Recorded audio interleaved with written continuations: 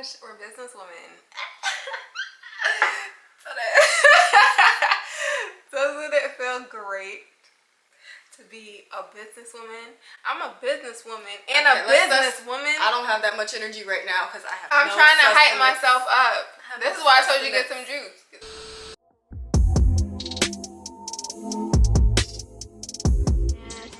Hi, Erica. Hello. Hi. This is the first podcast. How are you feeling? We went through some technical difficulties. Yes. So that kind of irked the heck out of me. But we're here. We made it. We did it. Just moving forward. So how was your week? My week has been a bit of a struggle.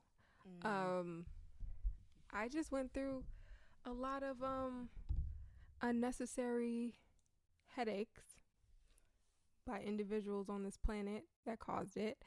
So that's how my week has been.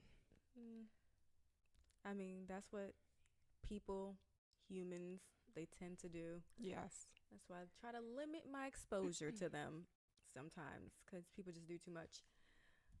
But speaking of, is it people or is it a person? You don't have to say the name or anything, but just, I want a little bit more details. It's definitely people. Okay.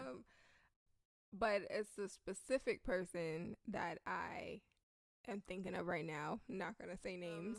But I guess that what leads me into, I guess, part of our discussion today in the realm of one thing that I feel a lot of women are dealing with in this day and time is navigating the dating world or the dating pool. And I like to say it is the trenches out here. I like to say it is just horrible. It's a horrible experience so far for me. I don't know. Obviously, everyone else has different experiences. I literally just had a cousin come visit where we are here in Dallas, Texas. And they were, he met his girlfriend or his fiance on Hinge, and they now wife. Yeah. And they got married, and it's a beautiful love story. And it's just obviously some people get the romantic aspect of it, and then other people like me see the trenches. And so I guess that's what we're probably going to dive into a little bit today, which is just experiencing in dating and a specific type of man that you can attract. Because I feel like I attract, I just attract complainers, and I attract sassy men. And I don't know what that is saying about me, which I'm trying to just evaluate, or an energy that I'm giving off that I'm not aware that I'm giving off. Or maybe this is just the type of men that are, if you give them any type of attention, it's this is what you're gonna get. And it's not necessarily me, but it's just if anyone gives these type of men attention,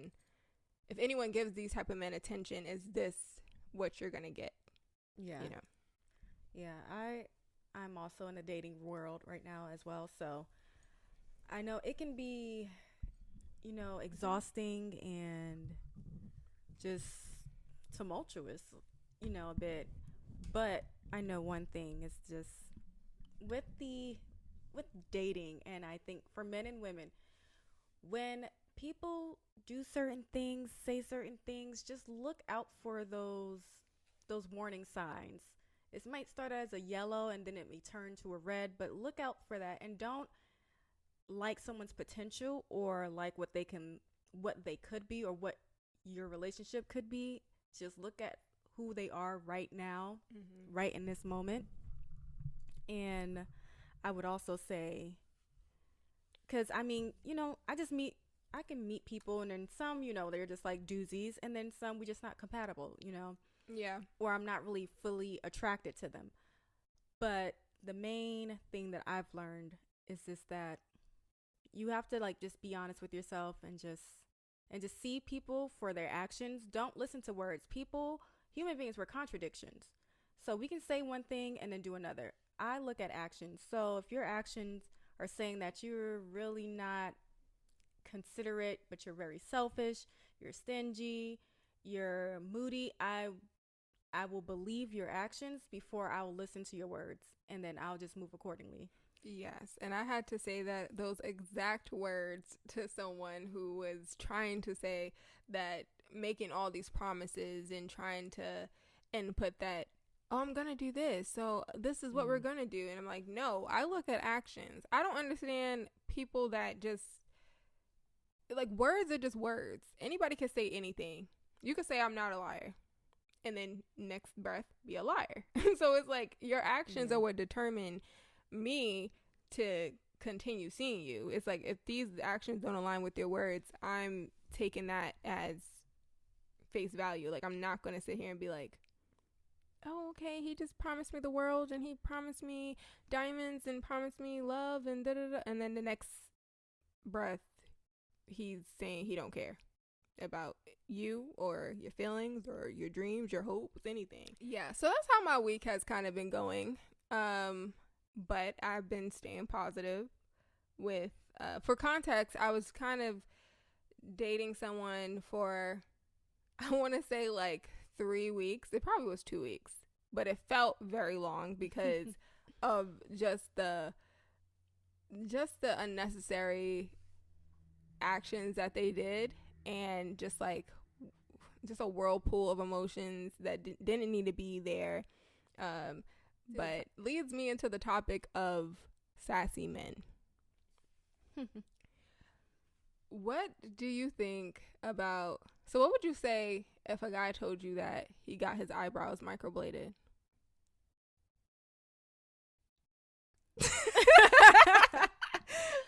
That threw me off.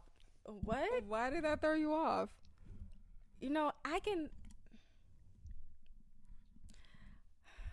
Okay, so I could do the hair transplant because, I understand that's actually a traumatizing thing to go through. Right. It's to lose your hair on top. Like, that's, do what you have to do. But the microblading of no, I'm okay on that. But what if it looks natural? I would be able to tell. I can tell. I couldn't tell till they told me, and then I didn't know how to feel. Like, I was just silent in my reaction. I was like, I've never heard of a man getting eyebrows microbladed. But hey, people get, if it's who I think it is that you're like saying this about, then I could clear, because from the photos I thought they were filtered.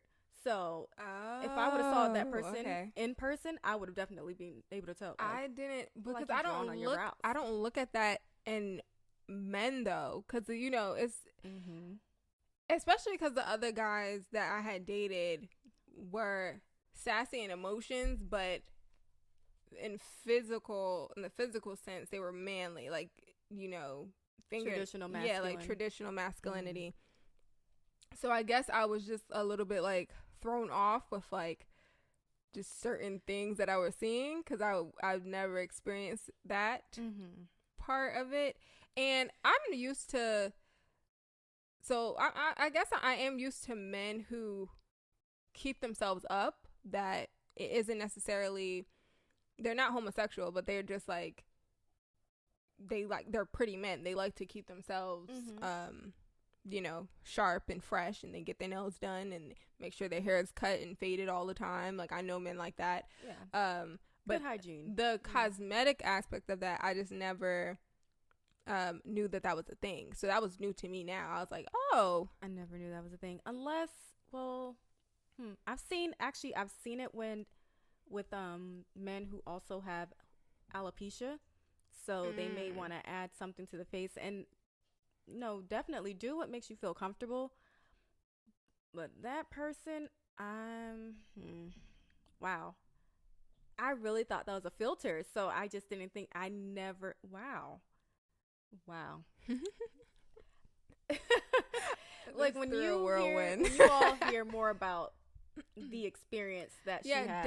down the line, we're definitely gonna get into more of our dating stories. Like, I think we have a lot of like dating horror stories that I think other women or men would like to hear and just get different perspectives, or maybe they have something we say could be relatable, and this could be a shareable experience and very therapeutic for other listeners. So I would hope that can, continue to happen in the future, and it can be messy. So that's all. I'm just leave that teaser for y'all. But so that's one thing that was on my mind about just like sassy men. Like, I just feel like men just, I don't know, it's just a whole nother territory when they sassy. I feel like we are, and I didn't believe this at first, but when I had heard it, I think on TikTok, when a couple of women were making TikToks about sassy man apocalypse, and I was like, no, I don't really see that. But no, firsthand, I'm seeing it.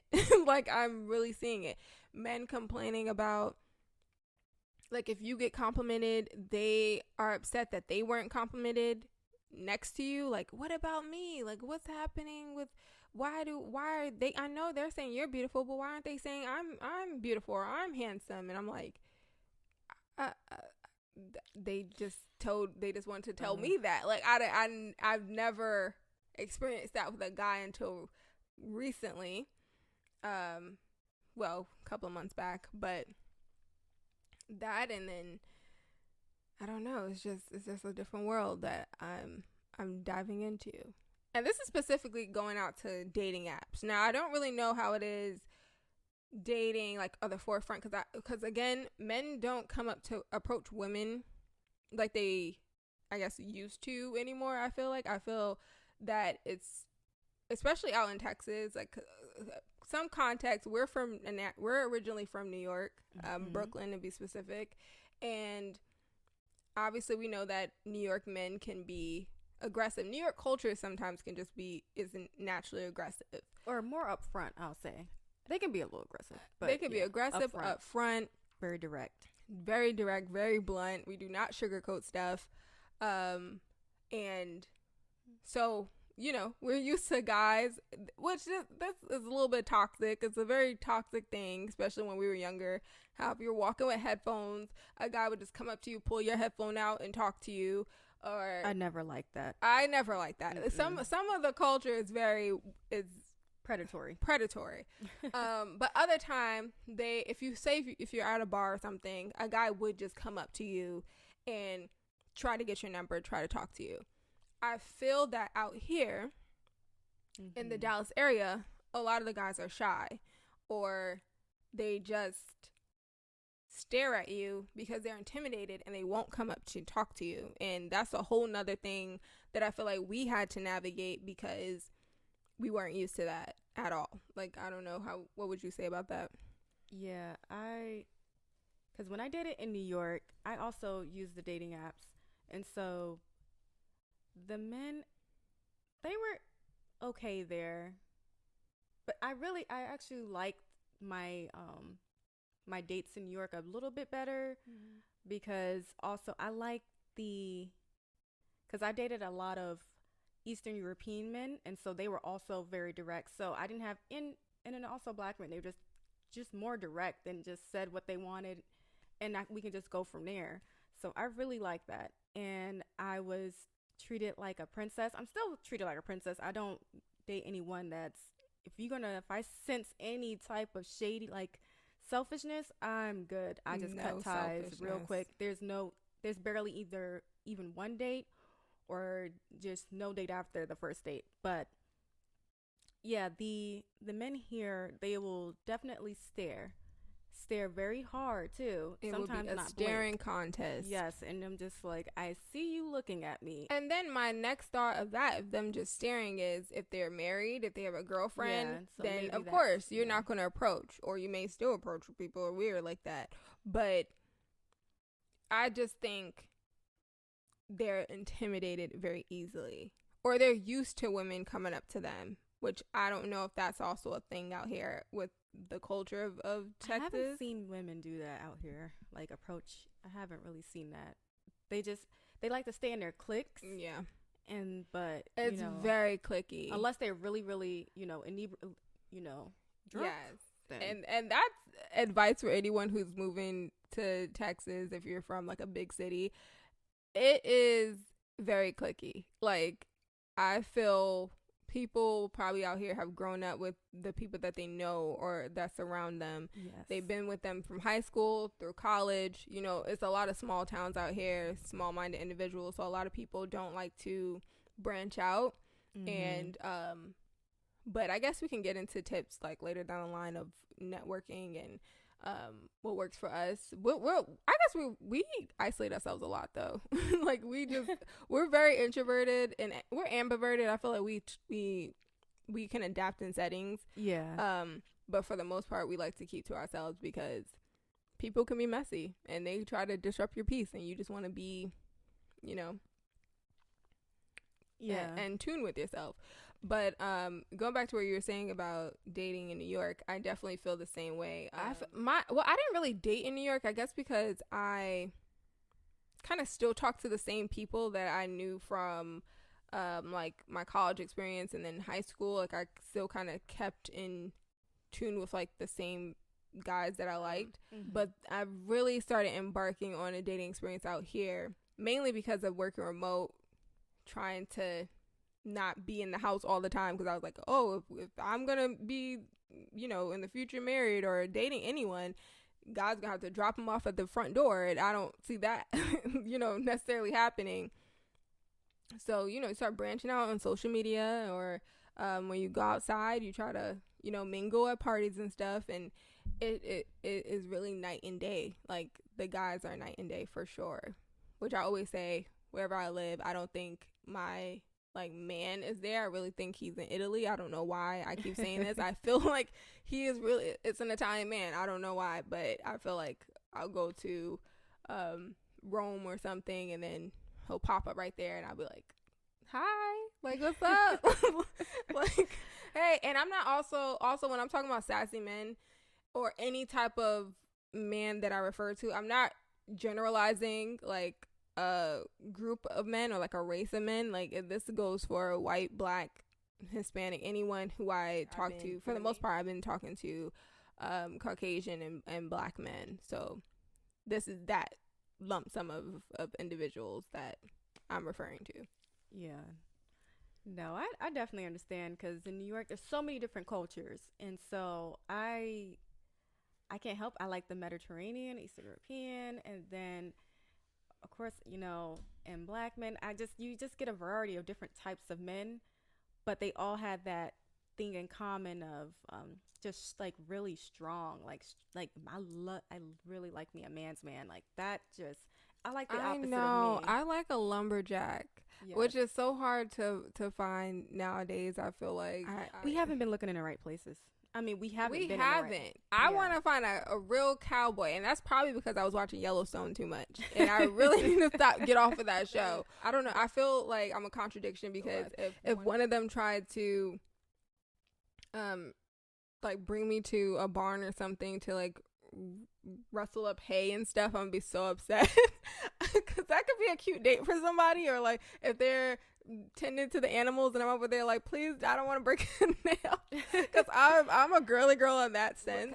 I don't know, my expectations, sometimes I have to kind of be realistic with certain things, but then other times I dream big, because I don't believe in dreaming small. But that's why sometimes it can go into my head of, am I being too picky with certain people that could be good for me, and then I'm like, you're not giving me this, you're not giving me X, Y, and Z. I need the stars, I need this. And is that asking for too much? And I think that's something that I battle with a lot, because I don't want to come off as bratty, but then I also have in the next breath I'm thinking, well, why can't I get that? Why, like, I should be able to get that. Yeah. And I think that's what people try to tell women. Like, some people can have just really delusional expectations and everything, but I think if you really want something, if you want a certain kind of person, and you don't have to have a whole list, they have to have all of this, just the overall, the bones, like, I want this, I want him to treat me this way, I want to feel safe, and I want him to be strong, you can have that. That is definitely out there. That is not a dream. That is a great goal to have and something to actually be able to obtain. Because I want that as well, and I know I'm gonna get that. We just have to be in the right spaces to also meet the right people, because they're not going to be in certain areas. They're not going to be at no 1-star type of place. No. And also, just because I just want to really, you want a good, humble and kind man. And if you have that and you're attracted to him, you shot for the stars and you made it. So if it's someone that's not going to be stingy or selfish towards you, because when you really going to like care about someone and grow to love someone, you're going to want to give them your all. And you don't want someone that's just going to be holding back and, oh, I'm not going to give this to you. And why do you want this? But why? I don't want to hear none of that. You can keep that. That's for the birds. Right. Like someone that tries to humble you all the time. Yes. Now I cannot stand a person that tries to humble someone or tries to knock somebody off of their pedestal because you feel insecure. You need to get some confidence. That's all I can say. Yeah. You need to go get some confidence and then come back and then try to start again with someone else, because it won't be me. I won't be here anymore. That's for the birds. I definitely see that now. I've been observing. Thankfully, I don't think I've come across it personally myself, but I have been seeing men trying to humble like some women because, oh, why do you want this, or why do you want me to do this? Okay, you don't have to do it. There will be somebody else. You don't have to, because if I do it for myself, I definitely want my partner to do it for me. So this doesn't make any sense. Like, why would I go after someone that doesn't want to do this little thing, want to share experiences with me, but you just want to be laid up in the house? Absolutely not. That is beneath me. And yes, I'm going to call me cocky or arrogant in that aspect.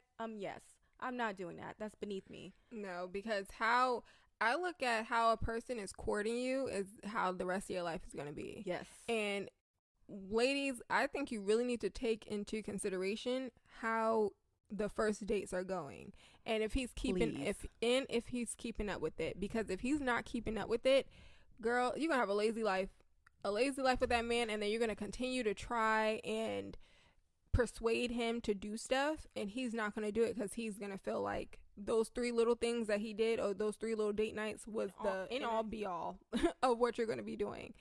And so that's what I always look at. I look at the first few months, especially with someone, if I would be happy for the rest of my life with this person. Because I do date with intention. I don't date just to be casual. I don't date just to have a person for right now. I value my time. I hate wasting my time on someone. And well, hate is a strong word. I very much dislike it. I hate wasting my time. We do not get time back. You don't get your time back. You can make money back. You can't make time back. And you can blink your eyes, especially once you pass that 25 threshold. Your time is flying by. Like, those years are flying by. Yes. So if you're not valuing your time and making it valuable for yourself, and you're letting somebody waste your years, you're not going to get those years back. But guess what?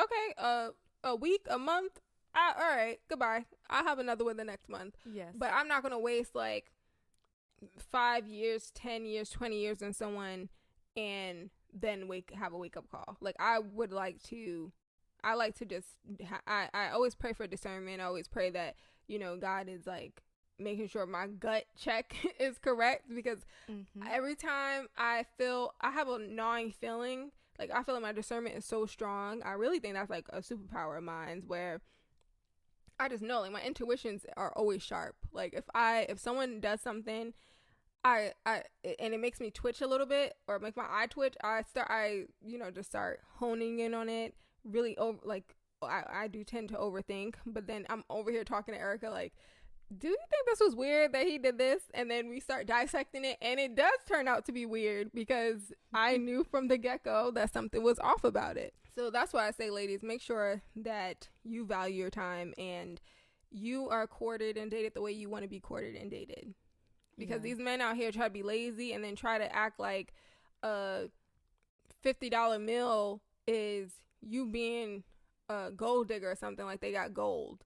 Like, none of y'all are doing anything. You're not even having any creative type of dates now. It's boring, and I get bored very easily. I admit that. I already be like, all right, what else is happening here? What else are we doing? That is a one thing that I hear, and I'm thankful. I'm really, really thankful that the people I dated didn't mention anything about money or the dates, because just don't ask me out. Oh, you are lucky. I'm very, I've very, had that very on happy. several. I've had that on several dates. I've been spoiled. I've definitely not, and I've been treated well. Not been spoiled because it was just the normal stuff, but I've been treated well, and I can't say that. But when it comes to the money thing, and I hear that, or, oh my goodness. Now, I know there are women that can use men for a meal, but this is what you need to do, guys. So just like sift out the ones that are just there for the moment, and ask the right questions. Like, actually have conversations. Ask long-term questions. Ask about, FaceTime. Get to know this person before you decide to actually meet up with them, because in between the time you guys are not able to see each other face to face, because many times people are at least 30 or 40 minutes between each other. And so once you have those conversations, because you're going to have to do that in between time to maintain your relationship.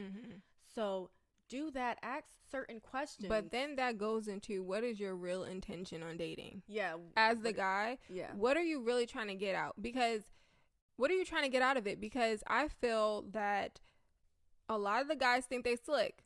You think, okay, I bought you a nice meal. We went here. She gonna lay down with me. Just make sure the intentions is clear. Maybe the girl's down for that. But if someone says that they're looking for something serious, 9 out of 10 times they not gonna sleep with you on the first date. And then you over there with your feelings hurt because you thought that you was gonna be doing something, and now you got egg on your face. Yeah, and that's very true. Because they play a lot. They can play around, and of course, men. When a man sees a woman who's, a man who's heterosexual, he sees a woman, of course he's going to think of her in that way. It just makes it, it makes sense and everything. And sometimes women do it too as well. But if you want to really get to know a person and actually get to know them on the level of, could I be friends with this person? Like, could this be my best friend? Like, yes. Let us take a step by step. A lot of people don't even ask that question to themselves. Like, do you really think at the end of the day, because in a relationship, I do not believe that sex is gonna be the end all be all to it, especially if you thinking of long term. When you 80 years old, do you think you and that man still gonna be getting down and dirty? I don't think so. I think it may be limited. It may be don't age shame, Erica. 80-year-old people can get down too. I ain't saying they can't. But if it's your man, it's less likely. I feel like you're gonna have the energy to do that all the time. Your personality is gonna have to really shine out when the wrinkles come. And if you have a horrible personality and we old, you getting left in the dirt. Not literally. It doesn't even have to be 80. That sounded dark. You're with someone for like 5 years. That can get real old real quick, and you're just done. And that's why a lot of people are, especially during the pandemic, they realized they were with someone they didn't like. And I want to be with my friend. Like, I want to, the romance is going to kind of, all that infatuation is going to die out a little bit. Probably a lot. Which they said now, surprisingly, that, I forgot what I was watching, but they said statistically that marriage rates are increasing and divorce rates are decreasing. So I don't know if everybody finally touched some grass after the pandemic and they started actually talking and, getting married. I don't really know. I think I saw that somewhere, but I think it's like more millennials are getting married. And so, because you can see your parents' marriage, and if you had a good marriage just a marriage to look at and see what you want and what you don't want, because no marriage is perfect. Oh, yes. You just take the good and then the bad that you do see, try to reflect it on yourself, and so you don't make those same mistakes. But that comes with healing, because a lot of people, and that is the main thing I think everyone needs to make sure you understand that person's childhood, understand their family dynamic and how they grew up. Yes. Because I'm sorry to say this, but I feel that if you grew up in a 2-parent household and that person, and this isn't applying to everybody, this applies to most people that I've dated. Okay. Where if they grew up, they could have grown up with two-parent household as well, but majority of them I know have grown up with a single parent. And if they don't have any siblings, or if they grew up an only child, like, you have to look at all of this. Yeah. Because I grew up an only child. Yes. So, but I got humbled by family, because I have a big family. I grew up with a lot of cousins, and a lot of them didn't let me get away with stuff like as an only child you would get away with. I was spoiled for a long time, but I got humbled. Yeah. So if you have another only child who you're talking to, and then they never had to be humbled by someone because they have a smaller family, it's going to be so difficult to have like any type of compromising with this person, because they're not going to compromise. 9 out of the 10 times they're going to sit there and be like, they want it done their way, and not going to be listening to you about any of your, you know, disagreements or anything or opinions that you have to say.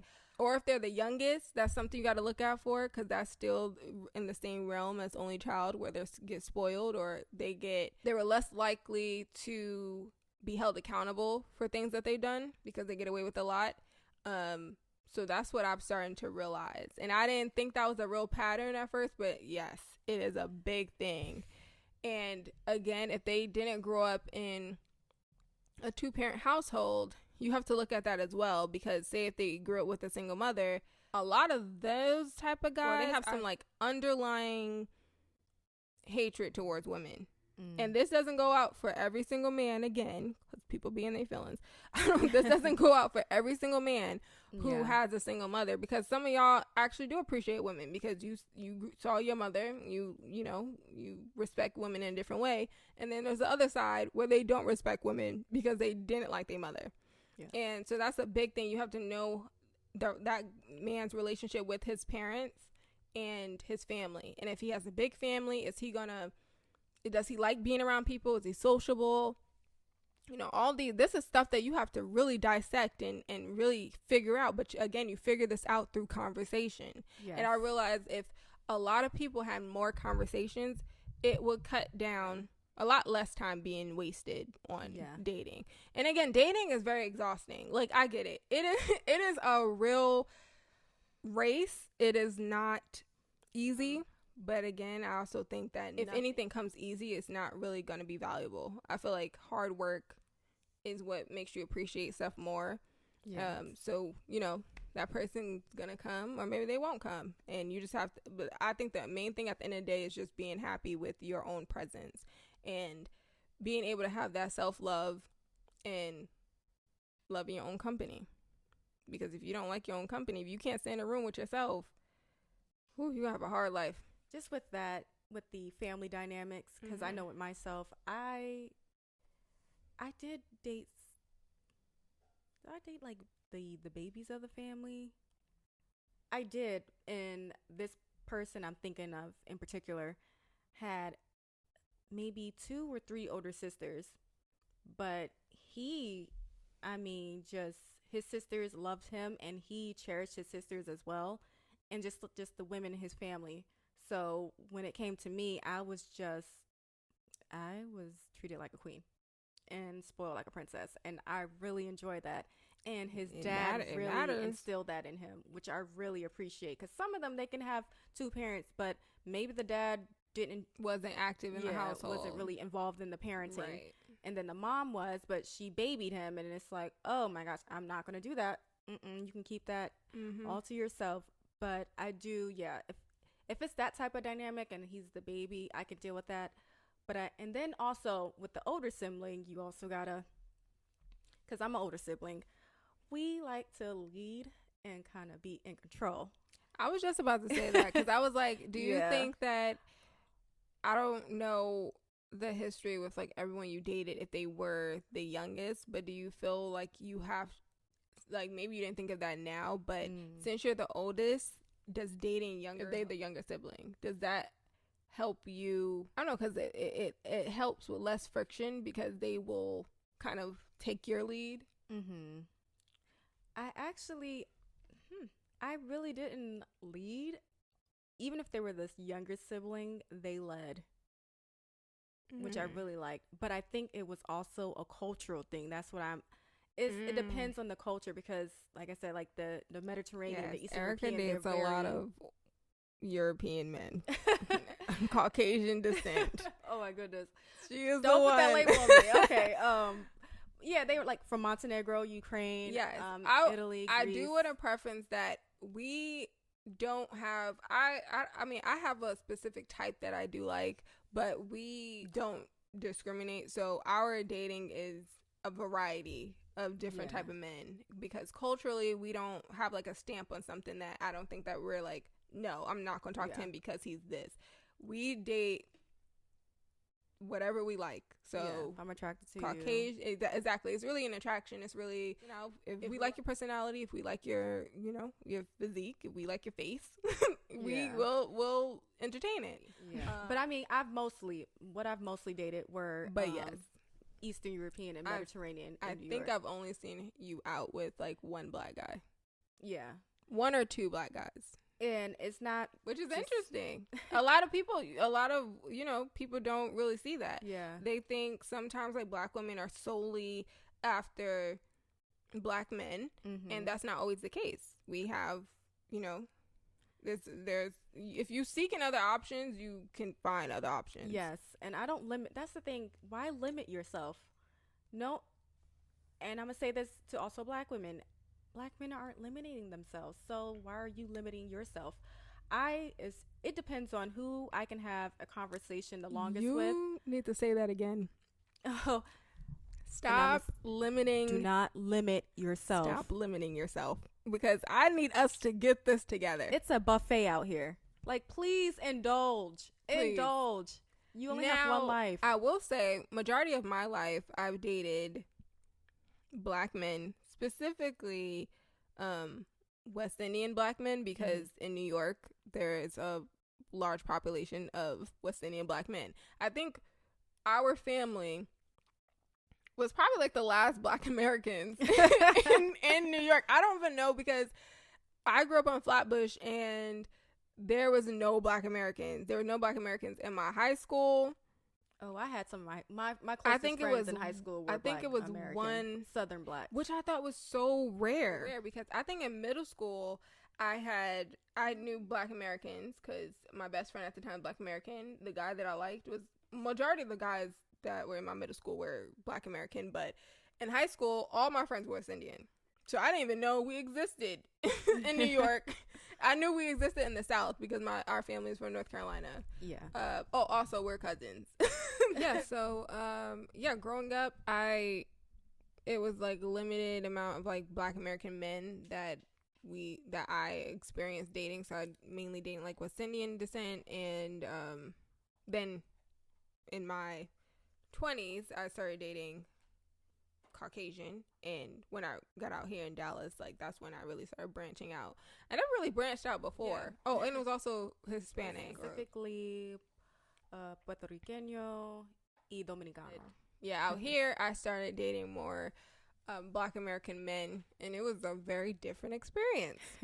Very night and day. I was like, wow. So that was something different to navigate. Good or bad? Or indifferent? It's bad. Oh. It's a bit bad. I ain't gonna lie. I'm not gonna lie. Not all of them were bad, but they complained a lot to me, which I wasn't used to. Wasn't used to people complaining. But then again, it depends on the family dynamic. It depends if you are like coddled by your mother, if you're coddled by your family. They let you get away with stuff, and I'm a person that holds a lot of people accountable. So, you know, and I'm very direct. I could be a handful to a person that won't be able to handle me. So, I mean, that's what comes with it. And also, I guess being not just a New Yorker, but just someone we come from a family that are, you know, they're very direct. Blunt. Yeah. And they don't care if they hurt your feelings. Yeah. We come from danced that. it up a little bit. I'm like, if you guys were, you know, talking to other people in our family, it would be a totally different experience. We are very nice compared to people in our family, which they would make you leave crying. So I just want to preference that. We love you, family. If they're watching this. If they're watching, they're like, they talking about? But yeah, dating, man, it's all crazy. And my hope for this podcast is that we can branch off with hearing other people's stories and able to just collab different experiences. And especially if you're watching this, comment below certain things that you may want us to discuss, or certain topics that maybe you just want to hear our perspectives on, because we have a lot of different topics that we will be discussing going forward. And I'm really excited. I'm really excited for the space that we have now. Yeah, I'm elated, and I know I said that a little monotone, but I am. I'm just really hungry right now. This is her exciting face. I'm very her hungry. Exciting voice. Yes, I'm starving. But I'm excited because there's so many, and it's not just dating things, just mental health, as well as what to keep yourself motivated and organized, and places you want to go in life, and what you want to do, and how to stay on track. Yes. It's just everyday living, also with a 9-to-5 job, and putting your hobbies, on the list as well. Because we also want to state this: we are 9-to-5 girlies. We are hard. We're corporate women out here. Remote corporate women. So we have that perspective of trying to juggle entrepreneurship and still having a corporate job, which I think a lot of people now try to frown upon to the forefront. It's very popular entrepreneurship, and applaud anyone who can fully do that full time. But then again, there are the other side of that, where people are navigating both with 9-to-5s and trying to also get their own businesses or get their own stuff started. So I think we can definitely add our own perspectives to that. And also just navigating your 20s, navigating into where I'm in my late 20s, getting into 30s, trying to just see that. And we have so much more experience just being on our own out in Dallas. I mean, we were able to purchase a house, we were able to experience so many different things, and I just want to kind of share our knowledge to help other people who may think that's not achievable for them. So there's so many gems that I want to share with others, as well as I love to learn from other people as well. So any feedback, things that you're working on, or different methods that you're using to keep yourself focused on the goal. I'm open to all insight, and so don't be stingy. Share that knowledge. Yes. We're willing to share. We want to build a community here as well. Yeah, we're going to be very frank, and also if people get offended, just know that we're not trying to be malicious. So if honestly, you do get offended, it's if the boot fits. We don't when we're speaking, I may have some people in mind when I'm speaking about certain stuff, but for the majority of it, it's just overall a generalization. What does Queen Nikki say? I bust shots, don't duck if it don't apply. The shots it's not for a specific person. It's just if you feel like it's for you, then maybe you need to work on something. That's all I'm gonna say. We're just here having a good time. If you can't tell, she's a Nicki fan. Pull up in the tree line.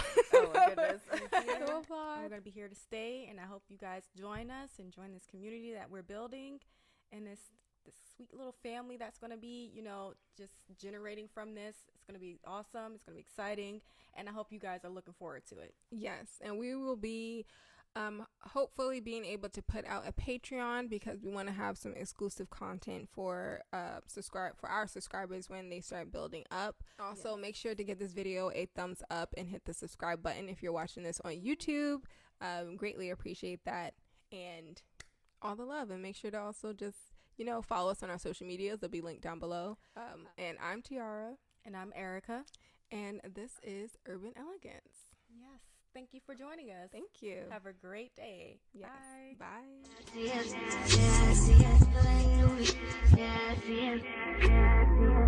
Bye.